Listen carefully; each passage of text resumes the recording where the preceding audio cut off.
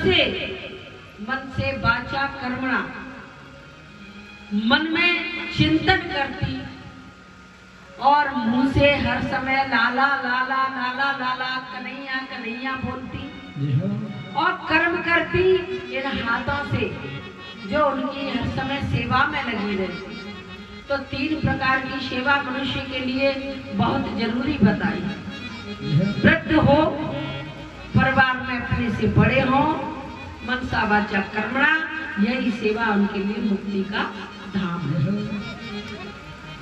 आज मैया यशोदा पीछे छड़ी लेकर के भागती हैं, लेकिन कन्हैया हाथ न आते हैं और कन्हैया वहां चले गए जहां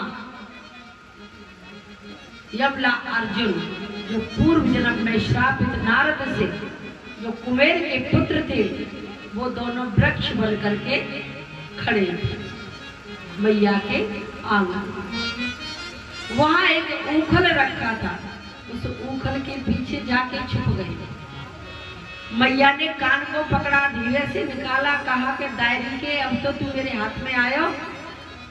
एक रस्सी को मंगाया और रस्सी को लपेटने लगी, लेकिन रस्सी की गांठ नहीं बंधती। क्यों?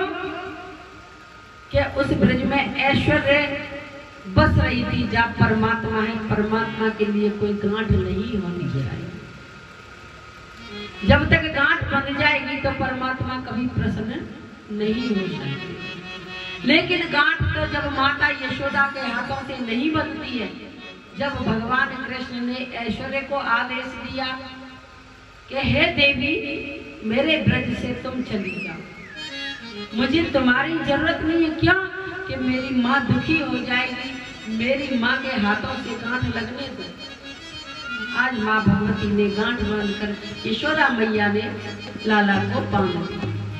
जैसे ही लाला को बांधा है तो लाला उस ऊखल के समेत खींचने लगे। दोनों वृक्षों के बीच में ऊखल को फंसाया, दोनों वृक्ष को उखाड़ फेंक दिया और वृक्ष के अंदर से 2 पुरुषों का प्रादुर्भाव हो गया। यमला अर्जुन, जो कुबेर के पुत्र थे, अहंकारी थे, अपने मद मस्त जवानी के खातिर आज उस नदी में, यमुना नदी में स्नान करने आए थे। नग्न होकर के जब स्नान कर रहे थे तो वहाँ गोपियां भी स्नान करने जाया करती थी। तो नारद जी ने देखा तो जाकर के श्राप दे दिया कि तुम जड़ हो, अहंकारी हो, तो जाओ, तुम जिस पिता की संपत्ति पर अभिमान करते हो तो श्राप देता हूँ कि तुम वृक्ष बन जाओ। ये लीला और प्रभु ने ब्रज में की है। ऐसी तो अनन्य लीलाएं करते हैं। जब प्रभु 7 साल के हुए तो भगवान ने एक सुंदर लीला का और जन्म दिया। सुंदर लीला वो है रास की लीला। जब भगवान ने बंसी बजाई है, इतनी मधुर, शरद पूर्णिमा की रात्रि है, इतनी मधुर मुरली बजाई है, सारे ब्रज की गोपियां इस तरह हो गई।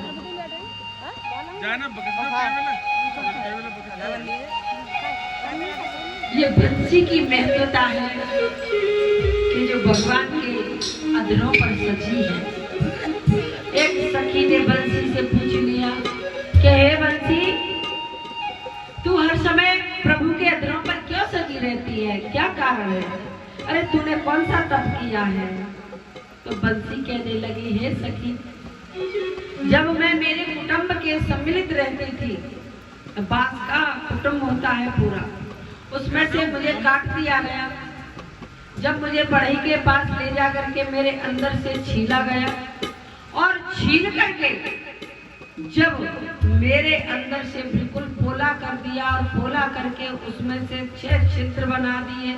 और ये 6 छिद्र हैं 6 प्रकार के विकार। जब 6 छिद्र होकर के 6 प्रकार के विकार निकल जाएंगे तो मनुष्य अवश्य बंसी की तरह बजने लगेगा, प्रेम रस भर जाएगा। ये बंसी की मधुरता है। प्रभु ने बहुत मधुर बंसी बजाई है। सारी गोपियां स्तर हो गई, जो जैसी थी वैसी हो गई। किसी ने ओढ़नी ओढ़ी, किसी ने नहीं ओढ़ी। किसी के हाथ में बेलन तो किसी के हाथ में रोटी। कोई रोटी खा रही थी, कोई अपने बालक को सुला रही थी। जैसे था वैसे ही छोड़ करके भाग चली, पहुंच गई, चली गई। आज कन्हैया के पास दौड़ती हुई चली, लाला से कहने लगी, लाला इतनी मधुर बंसी न बजाओ, क्योंकि इतनी मधुर बंसी बजाने से हमारा आपा चला जाता है, तन का होश रहा न मन का। कन्हैया बोले, गोपियों इस रात्रि में तुम क्यों आई हो? अरे मुझे तो रोशनी चांदनी रात में बंसी बजाने में आनंद आ रहा था, तुम क्यों आई हो? जाओ, ये नियम कहता है कि किसी स्त्री को अर्धरात्रि में किसी भी पुरुष के पास में नहीं जाना चाहिए। जो तुम अपने अपने पुरुषों के पास में जाइए।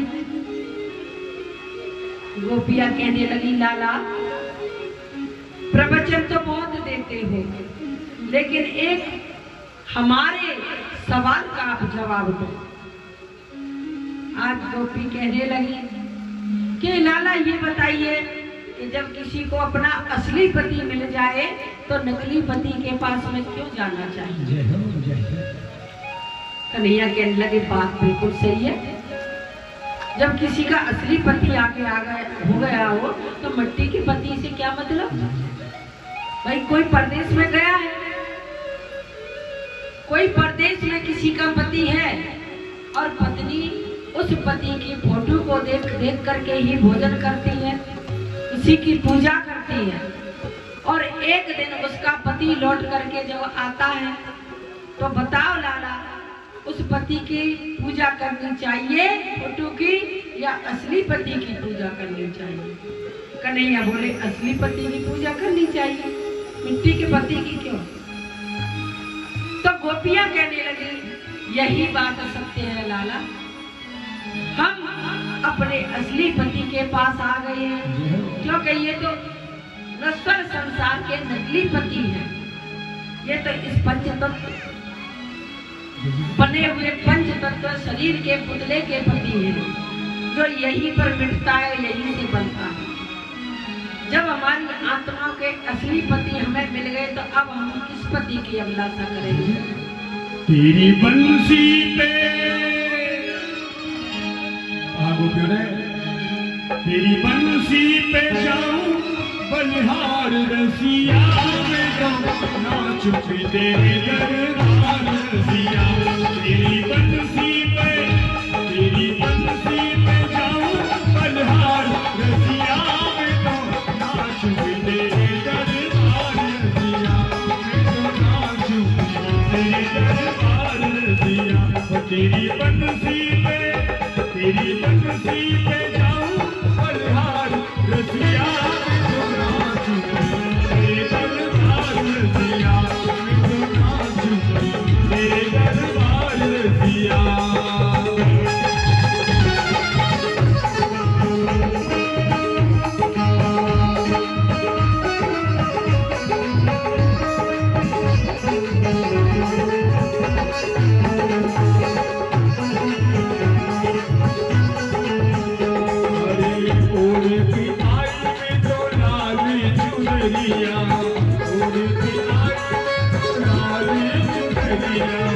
नाक में पहनी प्यारी दुनिया, नाक में पहनी प्यारी दुनिया में तो पायल की चुपी झलकार रसिया में तो नाच भी तेरे दरबार रसिया। तेरी बंसी पे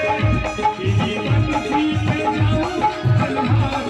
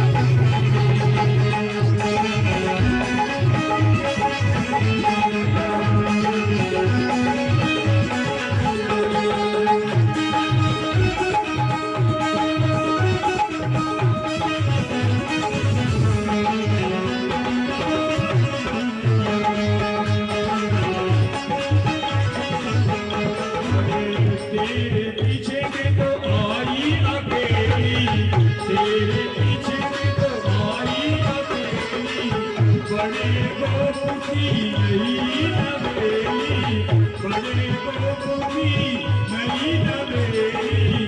अरे मैं तो छोड़ आई सारा संसार रसिया नाच के दरबार रसिया तेरे दरबार रसिया तेरी बंसी में जाऊं बलिहार रसिया